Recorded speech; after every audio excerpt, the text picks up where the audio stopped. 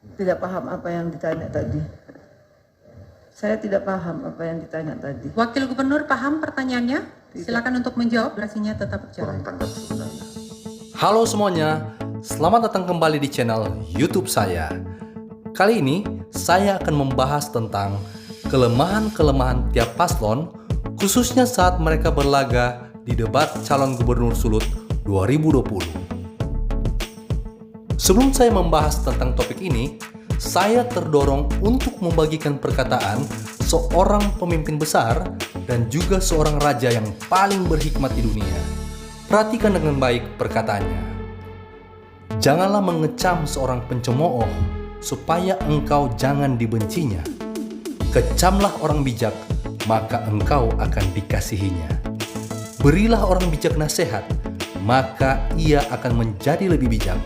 Ajarilah orang benar, maka pengetahuannya akan bertambah. Alright, langsung saja genius people. Paslon nomor urut 1, Ibu Kristiani Paruntu dan Bapak Sehan Salim. Public speaking. Ibu Kristiani Paruntu nampaknya kurang nyaman saat berbicara dalam debat. Kemampuan public speakingnya perlu ditingkatkan. Berkali-kali, Ibu Kristiani terbata-bata dalam menyampaikan maksud dan tujuannya.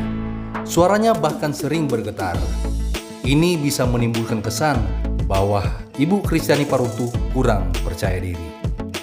Untuk dapat menjelaskan 9 program unggulan tersebut, pengentasan kemiskinan dan mengurangi angka pengangguran demi terciptanya kesejahteraan secara garis besar. Apa yang akan kami sampaikan, akan kami lakukan dalam penanganan pendidikan di Sulawesi Utara.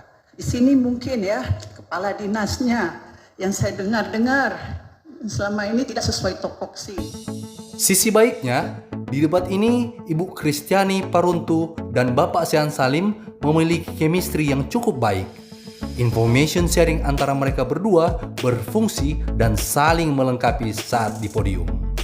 30.000 UMKM yang ada, 50.000. Dan kami sudah lakukan ini juga di daerah kami, bagaimana untuk juga ada juga satu hal yang mana kami akan berikan, yaitu rumah layak huni. Paslon nomor urut 2, Ibu Foni Panambunan dan Bapak Henry Runtuwene. Ibu Foni Panambunan nampaknya tidak terbiasa memberi tanggapan dalam bahasa Indonesia dan kesulitan dalam menggunakan academic words atau kata-kata ilmiah. Vocabulary academic words-nya terbatas.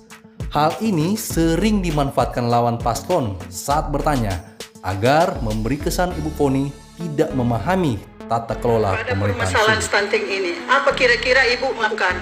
Kita nyak mangat itu starting dan kita cuma tahu bahwa Terkena dampak tersebut selain subsidi dan stimulus.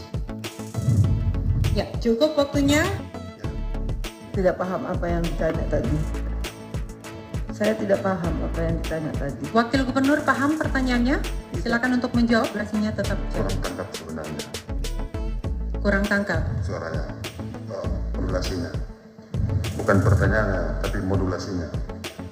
Mohon maaf, waktu yang sudah kita berikan mestinya diberikan kesempatan ya untuk memotong kalau kurang jelas. Tapi mohon maaf, berarti durasinya tidak digunakan ya untuk menjawab. Ya, enggak apa-apa. Ya.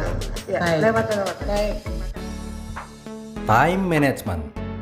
Ketika tanda habis waktu sudah berbunyi, seharusnya setiap paslon sudah paham bahwa waktu mereka tinggal 10 detik. Seharusnya ini yang juga dilakukan oleh Pak Henry. Selesaikan jawabannya dengan cepat ketika tanda terdengar. Jangan berusaha untuk bicara satu bab lagi di sini, atau berniat untuk menguraikan beberapa butir lagi. Paslon nomor urut 2, khususnya Pak Henry, berkali-kali tidak bisa menyelesaikan jawabannya. Bahkan sampai kepada home industry, itu akan menjadi program-program kami yang akan kami atur dan upayakan. Cukup Pak, waktunya. Tempat istirahat, ya. Ada di toilet khusus untuk para penyandang disabilitas. Apa konkret seperti itu menjadi perhatian kita bagi mereka, termasuk infrastruktur. Waktunya. Bahkan sampai kepada home industry itu akan menjadi program-program kami yang akan kami atur dan upayakan. Cukup Pak, waktunya selesai. Manusia, salah satu indikatornya adalah pendidikan. Ketika pendidikan gagal, maka akan sangat menentukan tingkat indeks pembangunan manusia. Oleh karena itu, Cukup Pak, waktunya. Ibu Foni juga terlalu banyak mengambil waktu dan mendominasi dalam menanggapi pertanyaan, padahal berkali-kali Pak Henry memiliki ide dan wawasan yang lebih baik yang seharusnya dapat diprioritaskan untuk dikemukakan dengan baik. Sisi baiknya, lisan Ibu Foni sudah jauh lebih baik di tahap ini dibanding pada saat debat di tahap 1.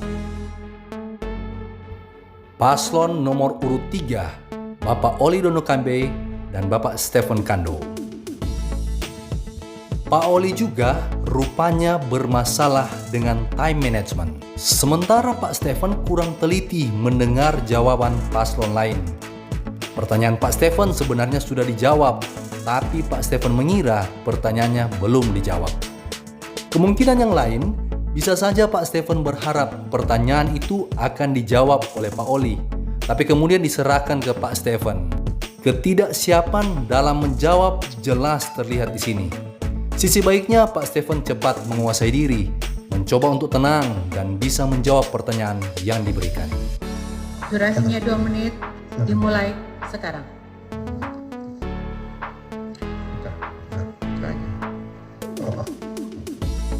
Terima Silakan. kasih. Pertanyaan tadi, Ibu Calon Gubernur Pasangan nomor 1 menyatakan bagaimana upaya ikhtiar penetrasi dalam konteks yang keluar tentang dampak COVID, terutama kepada sektor-sektor industri. Yang pertama tentu saja ada penetrasi langsung, dan yang kedua ada yang tidak langsung. Sisi baik paslon nomor urut 3 ini juga ditunjukkan oleh Pak Oli yang beberapa kali memberikan apresiasi kepada paslon yang bisa menjawab pertanyaannya. Ini apa? PDRB ini bukan PAD. PDRB ini produk domestik regional bruto. Menghitung produksi baru boleh orang jawab. Kalau model begini bagaimana mau jadi jawab? Ya syukur Pak Wakil nomor 2 sedikit menyinggung juga tentang hasil PDRB kita. Tapi saya kira substansi utama yang dibahas PDRB gak jelas juga. Nah, itu dia tadi guys, kelemahan para paslon ketika berlaga di debat calon gubernur Sulut 2020 tahap 2. Menurut kalian, paslon mana yang bakal cepat berbenah dan memenangkan pertarungan ini? Tulis opini Anda di kolom komentar guys. Oke, Genius People, sampai di sini dulu pembahasannya. Kalau kalian suka dengan video ini dan mau dapat update setiap video baru dari saya, tekan like, kita kejar sampai 10.000 like guys. Tekan juga tombol subscribe dan aktifkan tombol lonceng guys. Atau klik saja link yang disediakan di deskripsi untuk subscribe. Kita menuju 100.000 subscribers di penghujung tahun ini. Alright, Genius People, kita akan ketemu sebentar lagi dengan pembahasan menarik lainnya. I'll see you a little bit later.